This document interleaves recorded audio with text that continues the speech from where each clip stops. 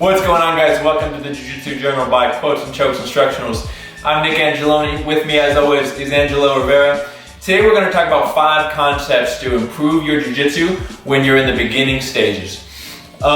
Usually in class, we learn very specific techniques, right? We do a warm-up, we learn 3 or 4 or however many moves, and then we go on to the roll. But there are things that are going to make the difference between a beginner grappler and an experienced grappler. And those things are often the details, the concepts, things that happen in between the moves. And because they're not moves, they don't get explained in class. And they can take years for you to discover on your own, or you have to have the right experienced partners to teach you. So we're gonna give you kind of a little inside look on those concepts today. Okay, so the first thing we're gonna talk about is how to create heavy pressure. A lot of times at first when you're trying to create pressure, you end up just kind of pushing in the direction of this person and sacrificing your base. A good grappler, if you push just a little bit too far that way, right, it's gonna get you to roll over. Yeah. So I wanna figure out how to create downward pressure, which is pretty hard because I don't have anything above me to push it downward into. And the way that I'm gonna do that is by reducing the points of space on the mat that are holding my weight. The less points I have on the mat, the more weight is distributed between each point. But if I have too little points on the mat, I don't have any base. So the ideal amount is 3 points of pressure. Essentially at all times, if I'm on top, I want 3 points of pressure. This is gonna be the sample position that we're gonna look at today. You can kind of apply this into different scenarios, but I'm gonna create 3 points. So right now, look, I have 1, 2, well, this 2 is a big one because it's my whole thigh. I have my butt, so it's 3. I have my chest, or my ribs on his chest. 4, I have my elbow, which is 5, and that's just right to my weight is just distributed. Right now my partner's breathing nice and easy. So the first thing I'm gonna do is pull up on this elbow, and that's just because most of his escapes are gonna come from getting his elbow to the mat. So I'm gonna pull up on this. I'm gonna take away the 1 point of pressure by pulling up on this elbow. And now I'm down to 4, right? Then the next thing I'm gonna do is lift my butt up. And now I'm at 3 right here, right? So I don't want this to be like a nice broad point of space, or like a broad area where I'm putting pressure. I want something about the size of a CD.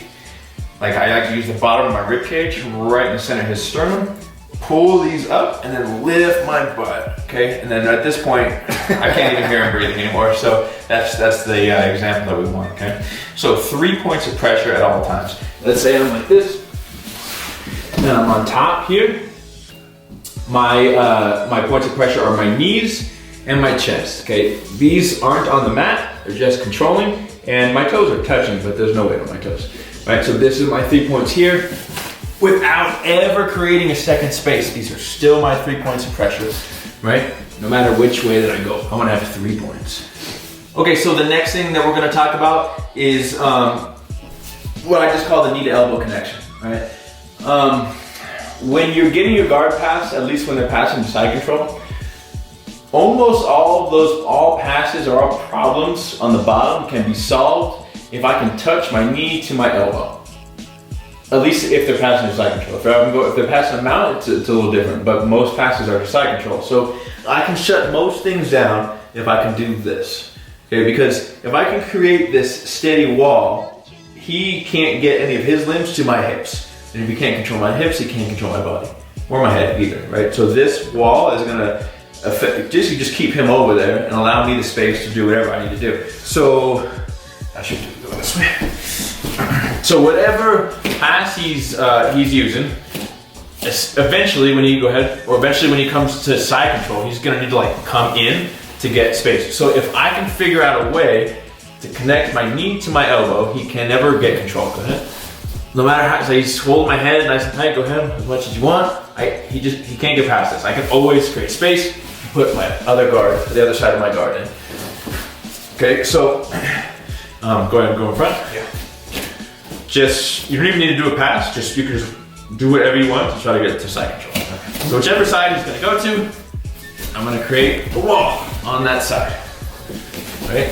There's no way for him to pass if I can create that wall. God damn it. So the next thing we're gonna look at is something called live toes, right? Right now, I have dead toes, right? So live toes would look like this. And most of the time, this is gonna apply to side control.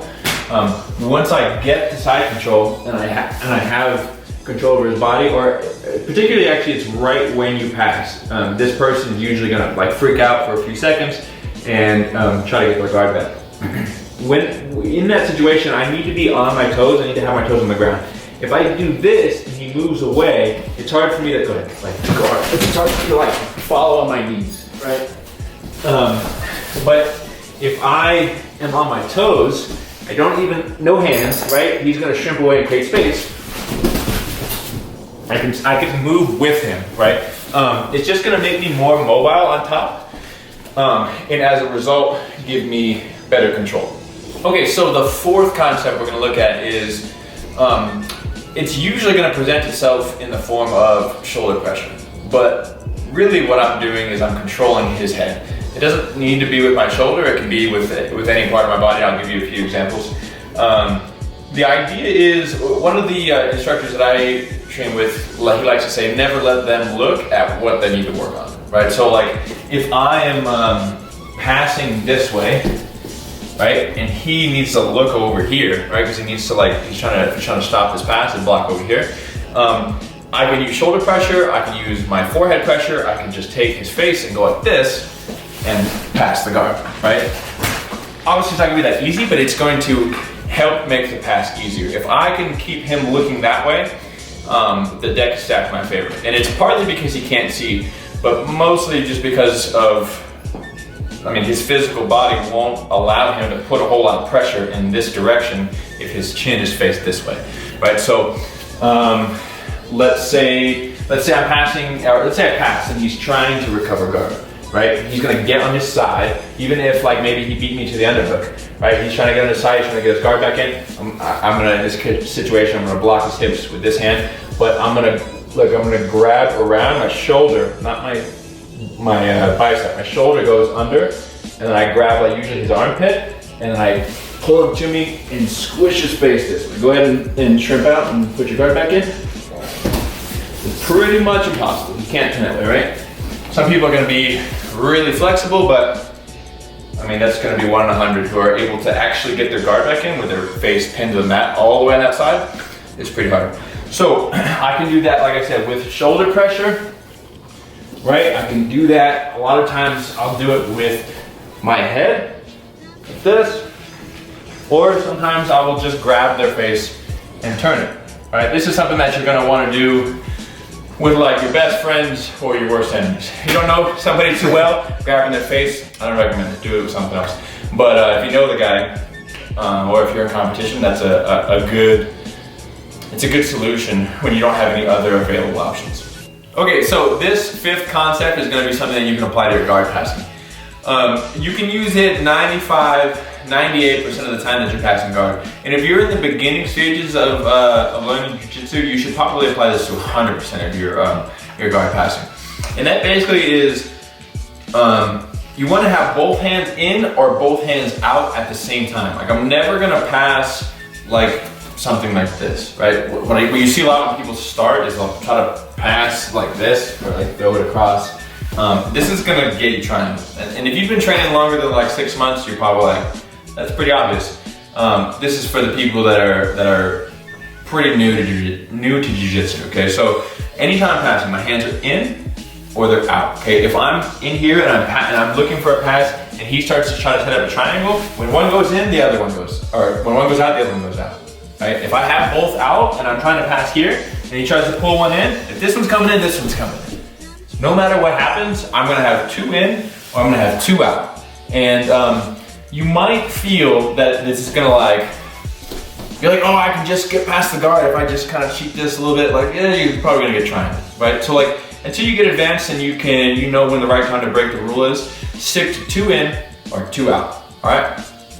All right, guys, as always, thanks for watching. Today, we went over 5 concepts to help you improve your Jiu-Jitsu when you're in the beginning stages of learning. To recap those 5 things, we have, I don't remember. Just to recap, those 5 things were creating 3 points of base when you're on top, creating the knee to elbow connection when you're on bottom and your guard is being passed, having live toes when you're on top, keeping those toes on the mat, not running on your knees, as well as shoulder pressure. Don't let them look at what they're working on. And hands in and hands out. Hands in and hands out, all right? Thank you guys. Oh, if you liked the video, hit that like button, comment below, let us know what you'd like to see in the future. Also, you can subscribe to the channel and see all the techniques we have coming out soon. You can do that right here. And you can check out our latest technique video that we did earlier in the week right there.